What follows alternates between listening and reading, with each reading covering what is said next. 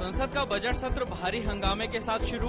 महंगाई के मुद्दे पर हंगामे के कारण लोकसभा की बैठक पहले 12 और फिर 2 बजे तक के लिए स्थगित। लोकसभा अध्यक्ष ने की सभी दलों से राष्ट्र के सम्मुख ज्वलंत मुद्दों को उठाने की अपील। राज्यसभा में महंगाई पर चर्चा।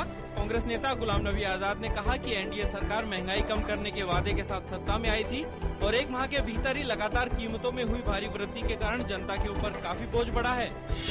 महंगाई और बढ़ती कीमतों के मुद्दे पर राज्यसभा में चर्चा में हिस्सा लेते हुए बसपा प्रमुख मायावती ने कहा कि बीजेपी के सत्ता में आने के बाद जमाखोरी बढ़ी है और व्यापारी वर्ग मुनाफा कमाने के लिए महंगाई को बढ़ावा दे रहा है। संसद के बजट सत्र शुरू होने से पहले संसदीय कार्य मंत्री वेंकैया नायडू ने बुलाई सर्वदलीय बैठक। सरकार ने साफ तौर पर कहा कि वह महंगाई सहित किसी भी मुद्दे पर चर्चा करने के लिए है तैयार। संसदीय कार्य मंत्री वेंकैया नायडू ने कहा, लोकसभा अध्यक्ष ही करेंगे विपक्ष के नेता पर फैसला, जिसे सबको मानना चाहिए। सोनिया गांधी ने कहा कि कांग्रेस को लोकसभा में नेता प्रतिपक्ष का पद मिलना चाहिए। कहा कि ये उनकी पार्टी का अधिकार है।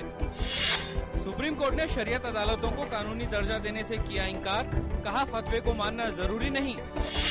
सुप्रीम कोर्ट ने लेफ्टिनेंट जनरल दलबीर सिंह सुहाग को सेना प्रमुख बनाने के सरकार के फैसले पर रोक लगाने से किया इंकार। सुहाग 1 अगस्त को संभालेंगे पदभार। गंगा का अविरल और निर्मल बनाने की योजना को जन आंदोलन का रूप देने की पहल करते हुए आज से गंगा मंथन कार्यक्रम का आयोजन। गंगा मंथन में विभिन्न पक्षों से गंगा एवं अन्य नदियों की साफ सफाई और इसके तट पर बसे क्षेत्रों के विकास पर सुझाव मांगे जाएंगे। महाराष्ट्र में सरकारी डॉक्टरों की हड़ताल के चलते 50 हड़ताली डॉक्टर बर्खास्त, जबकि 120 अन्य हड़ताली डॉक्टरों को सस्पेंड किया गया। डॉक्टर छठे वेतन आयोग के मुताबिक तनख्वाह दिए जाने और अस्थायी डॉक्टरों को स्थायी करने की मांग कर रहे हैं। शेयर बाजार में आज बड़ा उछाल। सेंसेक्स 26,000 के पार। सेंसेक्स आज 137 अंक चढ़कर अब तक के सबसे ऊंचे स्तर 26,099 पर खुला।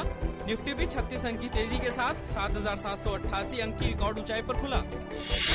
आयातकों के बीच डॉलर की मांग निकलने से आज अंतर बैंक विदेशी मुद्रा बाजार में डॉलर की तुलना में रुपया 13 पैसे कमजोर होकर 59 रुपए 85 पैसे प्रति डॉलर पर खुला। शुक्रवार को रुपया 1 पैसे की मजबूती के साथ 59 रुपए 72 पैसे प्रति डॉलर पर बंद हुआ था। इराक में फंसे भारतीयों की वतन वापसी हुई तेज। संभावित 400 में से करीब 150 भारतीय आज तड़के स्वदेश लौटे। कुल 2200 भारतीयों ने जताई थी भारत लौटने की इच्छा। यूक्रेन सरकार ने कहा कि उसकी सेनाओं ने देश के पूर्वी हिस्से में 2 और शहरों को रूस समर्थित विद्रोहियों से वापस ले लिया है। एक दिन पहले ही सरकारी सेनाओं ने विद्रोहियों के मजबूत गढ़ समझे जाने वाले स्लोवियांस्क शहर पर कब्जा किया था।